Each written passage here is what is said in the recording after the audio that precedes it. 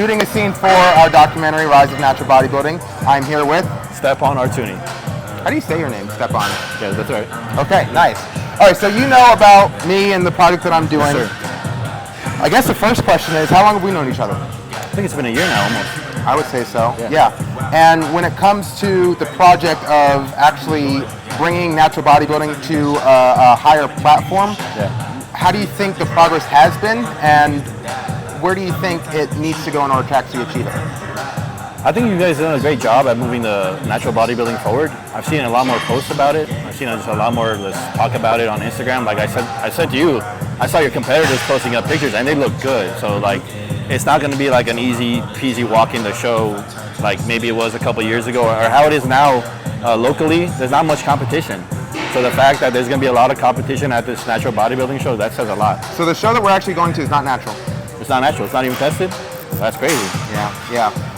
Between you and me, it wasn't my call. I wanted to compete at Ben Weider's Naturals, which is the following week afterward in Virginia, November 19th. That's the one I was eyeing. Okay. And that's actually the one that NPC, IFBB are looking to turn into like their flagship natural. They want to move that into the Olympics almost. They want to turn it into an Olympic sport, and that's how they're going to do it. Exactly. I mean, they want to. There's a lot of drugs associated with modern bodybuilding, and they want to distance themselves from that. I think that's the way to go. Yes, I agree. So the show that we're going to, that's untested. We're competing against enhanced athletes. Yeah, that's a big challenge. Yes, it is. Yes, it is. Yeah. But going back to the project, I'm glad that you gave that insight. Specifically, I wanted to get your take because like you have a very analytical eye when it comes to bodybuilding. What do you think is going to be required for me to go down in history as the greatest natural bodybuilder of all time, if it's even possible? All right, something's got to stand out. You got to have a standout. Like as a natural guy, it's got to be your conditioning, your stage presence, how you affect people with what you're doing. You know what I mean? Inspiring others. So when you walk on that stage, you want people to see like, man, that guy really put in the work. He really pushed himself hard. You know what I mean? They want to see it on your face and everything. And the thing about natural bodybuilding is because you haven't done those inflammatory drugs and all that stuff that messes up your look, a true natural bodybuilding look on stage is beautiful. You have all the shoulder striations. There's no needle marks or none of that stuff. It's an unbelievable look. But it's very hard to do because you have to put in a ridiculous amount of work above what the guys enhanced are putting in. You know what I mean? You have to go above and beyond what the guys on drugs are doing to reach that level, and that's so difficult. So few people have done it, and that's what it's got to be. It's got to be that outstanding quality about you. You know what I mean? That you took it very serious. That this was your real passion. Was this? Absolutely. Yeah. Absolutely. I've done some research on the top natural bodybuilders currently in the game that nobody knows the names of because it's a marginalized sport. Right. And what I've learned is that the typical peak or prime physique for natural bodybuilders is around like age 43, which actually gives me a lot of excitement because it's 10 years away from me. Right. And that gives me 10 years to, like you say, create that outstanding quality to really challenge for the spot of like greatest of all time. Right. But I'm keeping that in mind, and I'm always assessing like, okay, this is year one of a 10-year journey to my prime. What is actually required in order to present that prime at the best ability, you know? Yeah, you gotta put in the work. It's gonna show, man. That's the difference between natural bodybuilding and enhanced bodybuilding.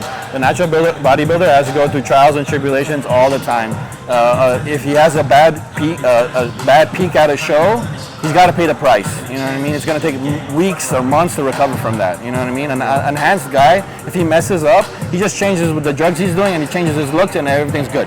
With the natural guy, you're almost locked in. You're like, man, I'm making a decision. I'm locking it in. It's gonna be stuck with me for the next month, 2 months. You know what I'm saying? Yeah. It's not like you could just take something that'll change your look overnight. You can't do that. Yeah. So you got to have this entire plan in mind to do this, and it's got to be a long-term plan. Like you said, it might take you 10 years of putting in work. You know what I mean? 365 days a year. You know what I mean?